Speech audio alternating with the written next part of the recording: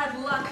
But don't despair, for we have plenty of time. If a new princess is not found within the next few months, I will go out and find one myself, for I don't deserve to wear my spurs. Darling? My love. Do you remember the royal joust on Sunday when you won those spurs? Of course. When you were named Sir Harry, the fairest and bravest knight in all the land, and everyone agreed you had a brilliant future ahead of you, that you might someday become Lord Chamberlain or even Prime Minister. Oh, well, I don't know about Prime Minister. Do you remember the picnic we all had later on the greensward with the lovely cold pheasant? Yes. You and I wandered away from the others to climb the hill and watch the sun go down. Ah, yes. And a lark was singing in the trees, and you said you'd remember that moment forever because the lark's song reminded you of my name.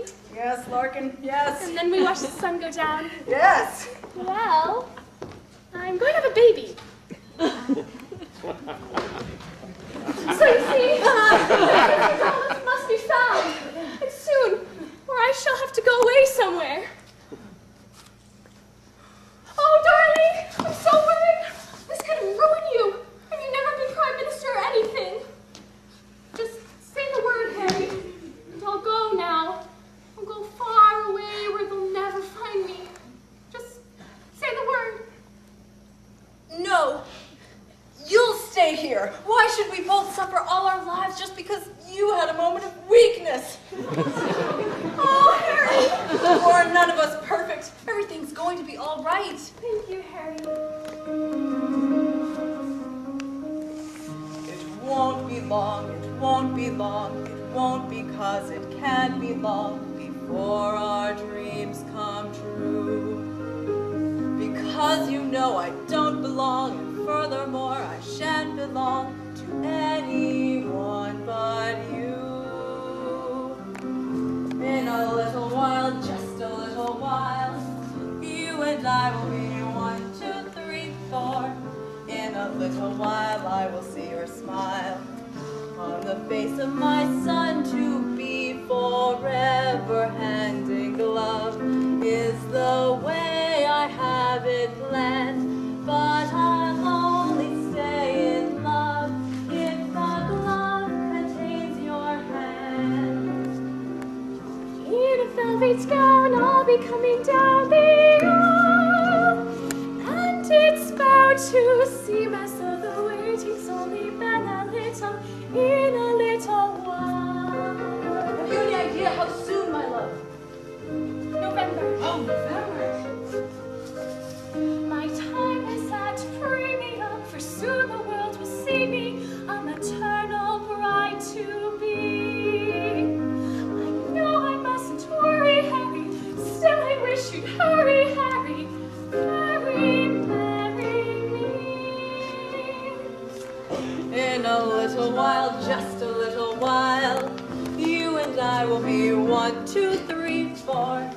In a little while I will see your smile on the face of my son. To be forever hand in glove is the way I have it planned, but I'll only stay in love if the glove contains your hand. I can see it all down to every small detail, so I wish you'd look around until you found a castle in the neighborhood for sale.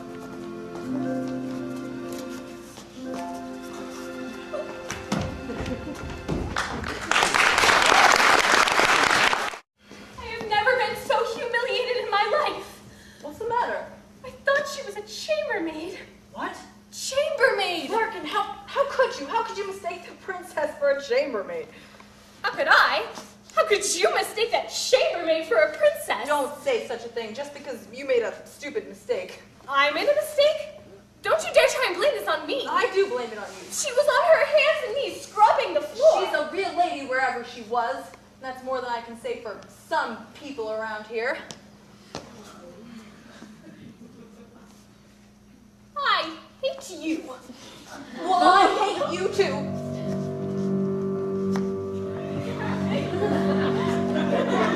Get out! Don't worry, I'm going. Goodbye! Goodbye. Goodbye! Goodbye.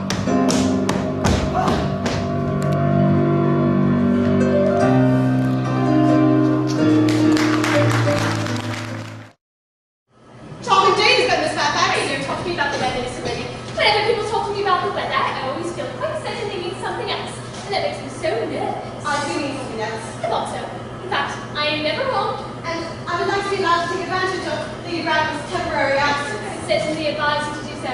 Mamma has a way of coming back into a room suddenly that I'm often had to speak to her about. Miss Fairfax, ever since I met you, I have admired you more than any girl I've ever met since I met you. I'm quite aware of that, and I often wish that the colour at any rate would be more demonstrative. For me, you brought an irresistible fascination. Even before I met you, I was far from indifferent to you. Meaning that I hope you know, Mr. Worthing, in an age of ideals, the fact is constantly mentioned in the monthly magazines and has reached the provincial political time to it. And my ideal has always been to love someone of the name of Ernest. There is something in that name that inspires absolute confidence. The moment Algernon first mentioned to me that he had a friend called Ernest, I knew I was destined to love you. You really love me, Gwendolen? Passionately. Oh, darling, you don't know how happy you've made me. My own Ernest. But you don't really mean to say you couldn't love me if my name wasn't Ernest. But your name is Ernest. Yes, I know it is. But supposing it was something else, do you mean to say you couldn't love me then? Now, this is clearly metaphysical speculation, and like most metaphysical speculations, has very little reference at all to the actual facts of your life as we know them. Personally, darling, to speak quite candidly, I don't much care about the name of Ernest. I don't think the name suits me at all. It suits you perfectly. It is a divine name. It has music of its own. It produces vibration. Well, really, Gwendolen, I must say, I think there are lots of other much nicer names. I think the name Jack, for instance, a charming name. Jack? No, there is very little music in the name of Jack, if any at all. Indeed, it does not really. It produces absolutely no vibrations. I have known several Jacks, and they all, without exception, were more than usually plain. Besides, Jack is a notorious domesticity for John, and I believe any woman who's married to a man called John should probably never know the entrancing pleasure of a single moment's solitude. The only really safe name is Ernest. Gwendolen, I must get christened at once. I mean, we must get married at once. There's no time to be lost. Married, Mr. Wade. Well, surely, you know that I love you, and led me to believe, Miss Fairfax, that you are not absolutely indifferent to me. I adore you.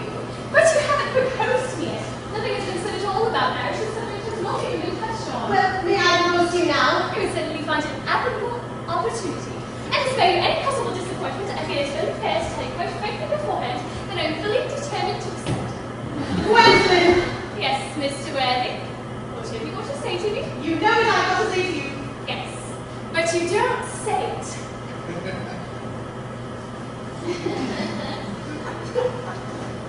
Gwendolen, will you marry me? Of course I will, darling. How long have you been about it?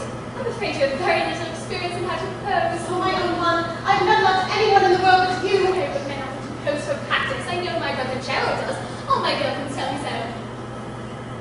Oh, what wonderfully blue eyes you have, Ernest. They are quite blue.